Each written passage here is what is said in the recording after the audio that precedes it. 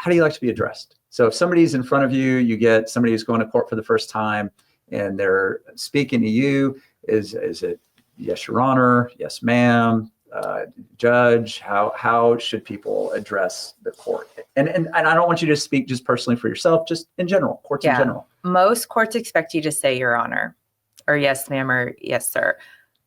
I am in a rural community where I know lots of people, and just ask that you be respectful, because some of them may know me from somewhere else, but there's times where they'll say yes, ma'am, instead of Your Honor. But the safest thing to always say is Your Honor, because there will be times that people will be offended if you don't. And I mean, they've earned that title, call them that, and they will call you Mr. So-and-so to be respectful back. So, but saying yes, judge, is okay too?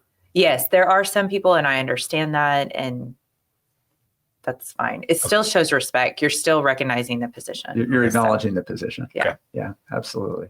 Well, that brings up an interesting point, because I've spent a good part of my life practicing in these smaller communities, and people will come into my office and they're accused of a crime, and they say, well, my dad went to school with the judge, and I've had to explain that does not make a difference. And most of the time I'm negotiating the case with a prosecutor who, has no idea who you are. Even if the judge knows who you are, that's not really a factor that's going to play into the disposition of your case. No, we're supposed to be neutral. And so we are. And if a judge feels like they can't be neutral because of a relationship, then they would voluntarily recuse themselves. And so that may not be something you want to go in there and argue, Very much not so. So, but generally all the judges I know, we're very neutral. That doesn't play into it. And the biggest thing we want is just to treat everybody fairly that's in there.